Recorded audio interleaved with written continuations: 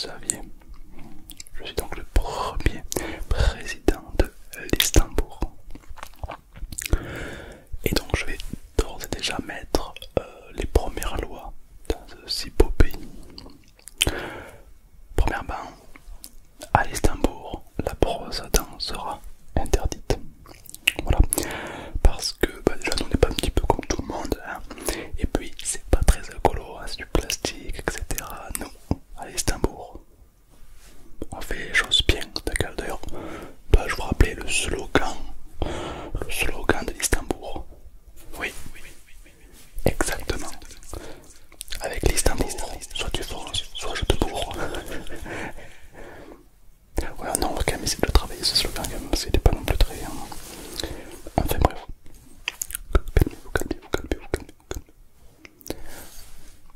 C'est la brosse à dents que chez nous, à l'Istanbul, vous allez être toléré. C'est une brosse à dents qui, à l'époque, nos ancêtres médiévaux utilisaient cette brosse à dents. Avec le temps, ça s'est perdu. Bien sûr, alors il existe plusieurs bois d'acajou, bois de bambou, plein de bois. Mais si on s'aperçoit qu'un ou une Istanbuloise utilise une brosse à dents avec des poils, peine de mort. Oui, parce que nous, la peine de mort est toujours en vigueur. Voilà.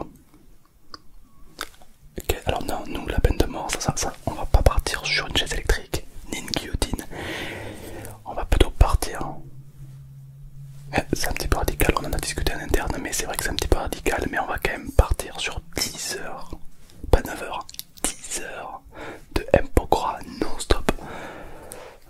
Ouais, je sais que c'est un peu dur, mais c'est normal, c'est un nouveau pays.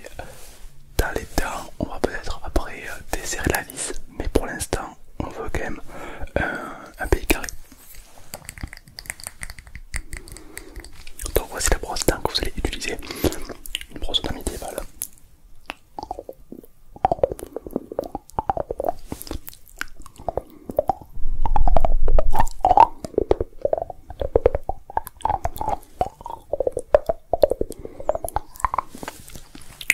Une pépite, c'est super utile, beaucoup plus écolo exactement. Est-ce qu'il y en a qui ont éventuellement des questions? Oui, je vous écoute. L'Amérique. Alors l'Amérique ignore notre existence, pourtant on a toujours vécu dans l'ombre. Il est vrai que nos radars ont cessé de fonctionner et que du coup on a apparu aux yeux de tous.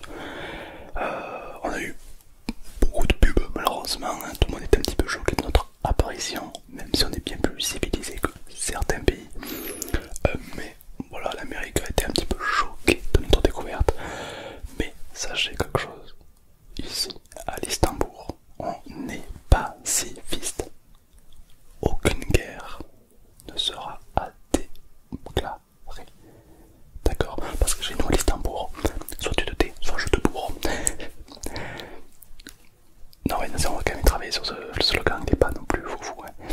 Mais voilà, il est vrai que ici c'est la paix, c'est l'harmonie, c'est la délicatesse. Chez nous, la police, ils ont des pistolets à eau. Oui, nous ici on est vraiment pas violence. Je vous écoute. Que faire si il y a des terroristes, si nous ne sommes pas armés? Eh bien, chez nous à l'Istanbul, on a la sens de la communication, vois-tu. C'est-à-dire que s'il y a des terroristes, un gardien de la paix ira les voir gentiment et leur demander de partir. Ça, oui, ça fonctionne. Oui, bah oui, ça on le ferait pas. Tant tu crois quoi. Soit ça, soit un gros chèque. Voilà, les deux fonctionnent. Bien sûr. Alors par contre, à l'Istanbul, il est vrai qu'on n'a pas suivi le cursus d'éducation de l'école, pareil que le reste de l'Europe. Puisque nous, à l'Istanbul, pas ailleurs, à l'Istanbul, soit tu te tais, soit je te bourre. C'est vrai, c'est le dialogue, la phrase d'Istanbul. Mais en 6ème, vous n'allez pas apprendre le théorème de Pythagore. Vous n'allez pas apprendre, je sais pas moi,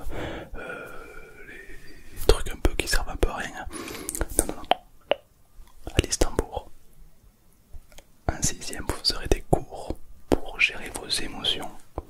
Et oui, c'est utile, gérer sa peur, être heureux sur commande, c'est très simple et pourtant on ne vous l'apprend pas. Ici à l'Istanbul, on vous l'apprend. C'est pas fini.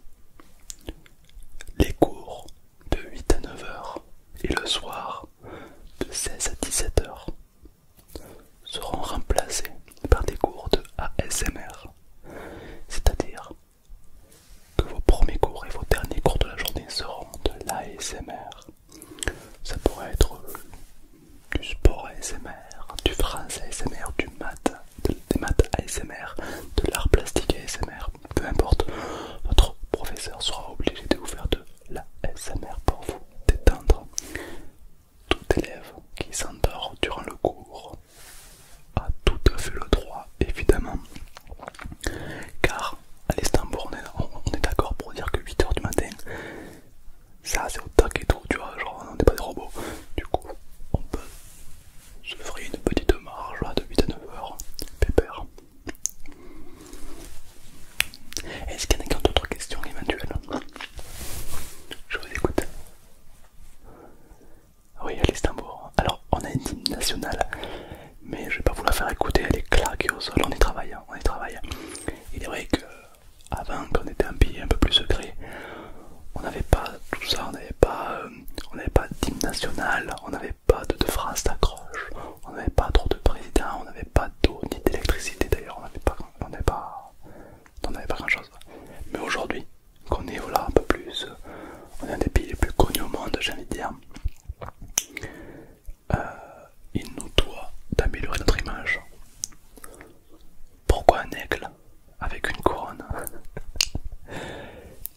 L'Istanbul est le pays qui a accueilli le plus d'aigles de toute l'histoire du monde, bien sûr.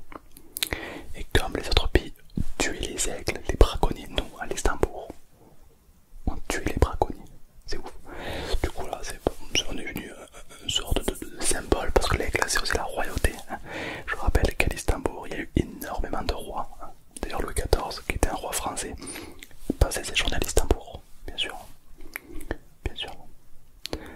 Ben, sa fiancée, Madame de Pompadour, ça vient de l'Istanbul. Pompadour, l'Istanbul. Ouais, il y a plein de personnes qui viennent d'ici. Ouais.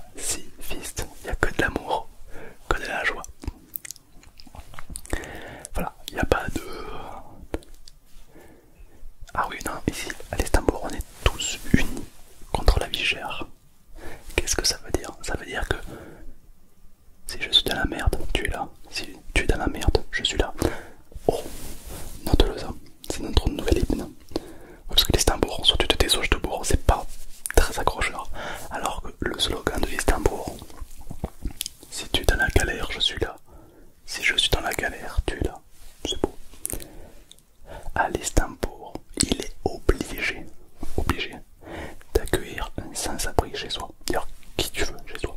C'est-à-dire que si demain il y a un mec qui veut venir chez toi, t'es obligé d'aller, de lui préparer à manger, etc. On vit dans l'entraide et dans l'amour, bordel. Ouais, non, c'est le bordel un petit peu de trop quand même, ouais. Voilà, on est vraiment dans cette communication là. Si bien que vous pouvez très bien d'un coup aller manger chez votre voisine, elle sera obligée de vous nourrir, etc. Voilà, on est vraiment dans l'amour, on profane cet amour, oui. Bien sûr. Le mariage. Est-ce que le mariage homosexuel est autorisé? Il est vrai que dans les pays occidentaux, Europe, Europo, il est vrai que c'est un terme un peu tabou. Nous, l'Istanbul, exactement. On est open, c'est-à-dire que tu peux te marier avec un homme, une femme, un poisson rouge et même ton chat si vraiment tu tiens, ouais. Bien sûr. Ah oui, ben, c'est ça, moi, ma belle-sœur elle est mariée à un hamster. Voilà, voilà. Pourquoi pas, chacun ses goûts et ses couleurs. Mais oui, mais à l'Istanbul, il y a tellement plus de métiers que vous ignorez. Oh là là. Et oui, vous savez quoi, policier, pompier, plombier. Voilà, mais non, à l'Istanbul, on a des métiers comme super-héros. Vous connaissez pas ça? Ah ben, c'est des mecs qui sont habillés d'une façon... Bon, ils sont habillés quoi, c'est déjà ça. Et ils profanent l'amour et le respect. Sans armes toujours. Mais c'est vrai qu'ils ont des aptitudes physiques hors du commun, ce qui leur donne un avantage considérable sur les personnes. Si les personnes détestent l'Istanbul, alors on a une ville à l'Istanbul, une ville un peu spéciale, le Hating. Le Hating, dont les Anglais nous l'ont réapproprié et ils ont donné le nom de Haiter.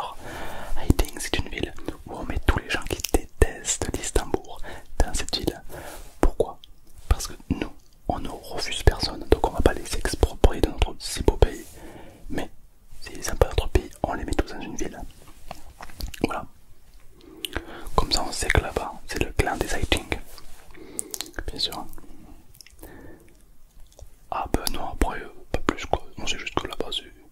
Alors oui, ça fait un petit peu divisé pour mieux régner, il est vrai. Mais on a dû également, nous, voilà, prendre des mesures envers certaines personnes qui n'aiment pas trop notre discipline. Ouais. Oh, soit tu viens d'Istanbul, soit tu viens pas d'Istanbul. Notre sport, alors ici, le sport national du pays, c'est la pétanque. Pourquoi tu rigoles? Ah, je croyais que vous rigolez. Alors la pétanque, ouais, qui est un sport très habile, très sportif, très physique, très endurant. La pétanque c'est quand même pas rien. On parle quand même de petites boules en fer, c'est lourd, ça fait mal au bras, c'est dangereux. Si on la prend dans la tête, voilà quoi.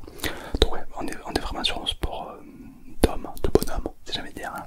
C'est pas ici, c'est pas un sport pour tout le monde. Hein, ouais.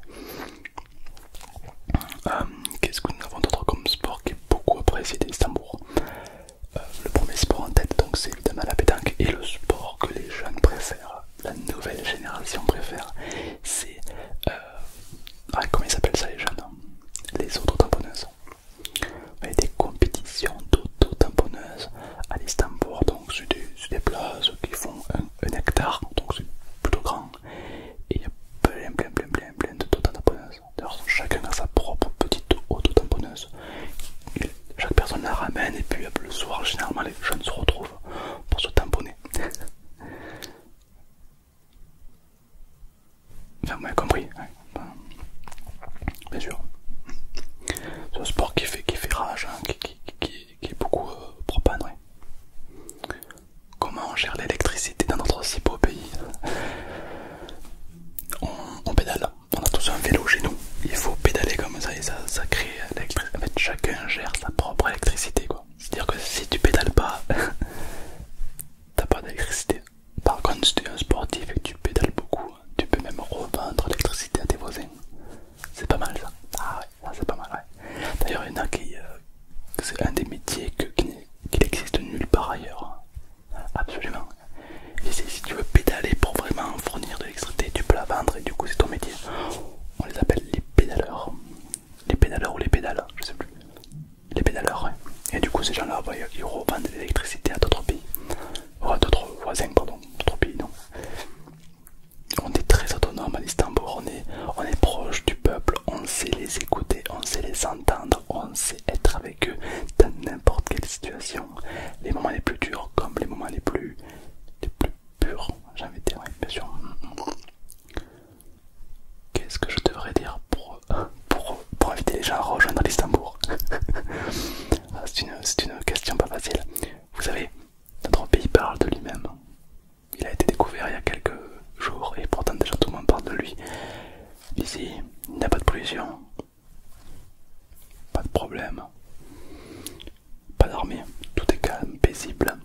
l'ASMR, c'est un petit peu la marque de fabrique de l'Istanbul.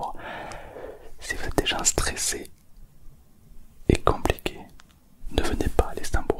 Par contre, si vous êtes des gens ouverts d'esprit, oui, je vous invite potentiellement à visiter l'Istanbul, c'est un très beau pays. Vous ne serez pas déçus. Non, non, absolument pas. Vous ne serez pas déçus. Est-ce qu'il y a d'autres questions avant que je close le débat? Je suis le premier président effectivement officiel de l'Istanbul. Ouais. Voilà, c'est-à-dire que d'ici peu, j'irai peut-être un collègue d'autres présidents. Alors, j'avoue que je sais pas trop comment ça fonctionne parce que bon, moi de base, on devait élire un président parce qu'on en avait pas. Du coup, par défaut, c'est tombé sur moi. Mais moi, à la base, je suis plombier, je suis pas du tout président, donc je sais pas du tout qu'est-ce qu'il faut que je fasse. On ne sait pas. Il y a, bien sûr, ouais. Ah oui, il y a de tout, hein. Oui, bien sûr, bien sûr. C'est un pays très vaste qui est d'ailleurs plus grand que la France quand même. Ouais. Ah oui, à l'Istanbul, on est costaud, ouais. On parle français à l'Istanbul, ouais, bien sûr. Bien sûr, on parle français. Oui. Alors, on parle un petit peu toutes les langues, hein, parce que nous les Istanbulcois, on est un peu trilingue, on sait parler plusieurs langues, mais il est vrai que notre langue natale, c'est la France, c'est le français, oui. D'ailleurs, chez nous, à l'Istanbul, le peuple, pour ceux qui viennent le visiter, vous ne serez pas curieux d'observer que chaque l'Istanbulcois et l'Istanbulcoise ont des petites boules anti-stress dans leur sac, dans leur poche. Je sais qu'en France vous avez des téléphones, on appelle ça comme ça, des téléphones. Mais bon, nous on trouve que c'est une source de stress constant, on est dépendant du tel, etc. Là, on a toute une petite boule. D'ailleurs, l'expression oh t'as les boules, ben, ça vient de chez nous.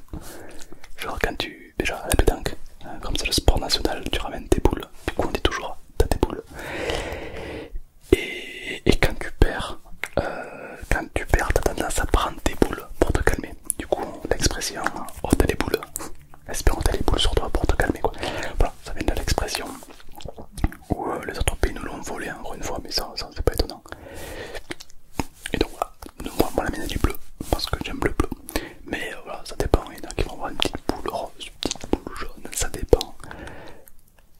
Alors, attention, tu choisis pas la couleur, c'est la boule qui te choisit, et pas l'inverse. Ah oui, d'ailleurs, par exemple le bleu, c'est uniquement fait pour les gens qui sont sans froid et responsables. La couleur jaune, c'est pour les gens qui ne peuvent pas se passer d'un groupe d'amis, ils sont extravertis. Le rose, c'est pour... Exactement, c'est pour les girly, les femmes, les vrais, les chefs d'État. C'est-à-dire que le rose, c'est uniquement fait pour les femmes, c'est réservé aux filles. Attention, entrepreneuse, c'est-à-dire que si vous n'êtes pas une femme qui est chef d'une entreprise, vous n'avez pas le droit d'avoir une boule rose. Pareil pour les hommes c'est le violet clair. Le violet clair, c'est pareil, c'est pour les hommes chefs d'entreprise, très connus, très hautes, un petit peu comme chez vous, Elon Musk, oui, voilà. C'est-à-dire que il y a le vert. Le vert, c'est une couleur qui est réservée aux enfants, d'accord, c'est la petite boule d'enfance, on appelle ça. Et voilà, c'est une boule anti-stress verte et réservée pour les enfants. Ça classe un petit peu les gens, vous voyez, par les genres et tout. On est comme ça à l'Istanbul, je sais que c'est pas très bien vu dans notre pays, mais nous on aime bien classer les gens, on trouve ça plus simple. Et puis ensuite il y a plein de boules de différentes couleurs avec chacun leur définition.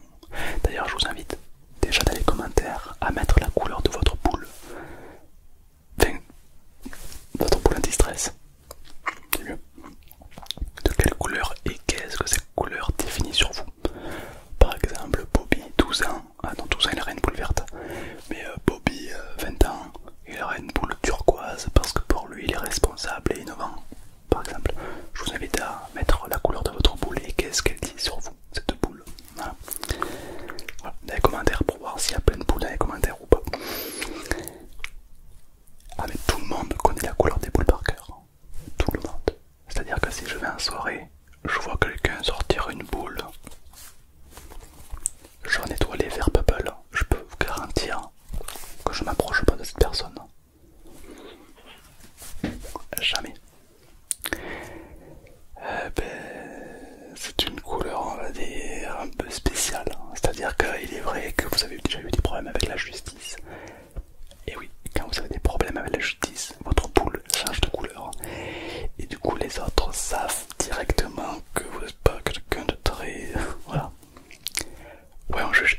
ici, ouais. Ouais, on est dans le jugement constant, ouais. Ah, on adore ça. Ah, c'est notre délire. Allez, Stambourg, soit tu t'étais, soit je te bourre. Voilà. Donc moi la mienne elle est bleue, donc je suis un peu fier. Alors si vous pouvez voir, elle est bleue avec des paillettes. Vous savez pourquoi il y a des paillettes? Ça c'est un petit peu spécial. C'est parce que je suis tout simplement président de l'Istanbul. Et quand tu es président, ta boule a des paillettes. Voilà, tout simplement parce que tu brilles quoi, voilà, tout simplement, tu plaises. Du coup voilà, la mienne elle a des paillettes. Mais tous les habitants n'ont pas des paillettes, des fois c'est mat, des fois c'est brillant, des fois c'est pas liquide, des fois c'est dur. Enfin, chacun a une boule vraiment différente. Il en existe 150 de différentes où chacun a un reflet sur sa personnalité ou quelque chose sur lui qui en dit beaucoup, bien sûr. Nous, les sites de rencontres à l'Istanbul, ce qu'on fait, c'est qu'on, par exemple, voilà, je vais m'inscrire sur un site de rencontre, je m'assois, la liste turquoise s'assoit devant moi et on pose tous les deux notre boule sur la table comme ceci. Ce qui fait que déjà on a un premier a priori sur la personne. Quand c'est tous les deux les mêmes couleurs, déjà ça part très très bien. Après il y a des couleurs qui ne matchent pas bien ensemble, mais bon voilà. Et uniquement à la fin de repas, c'est un petit peu une tradition chez nous. Si on voit que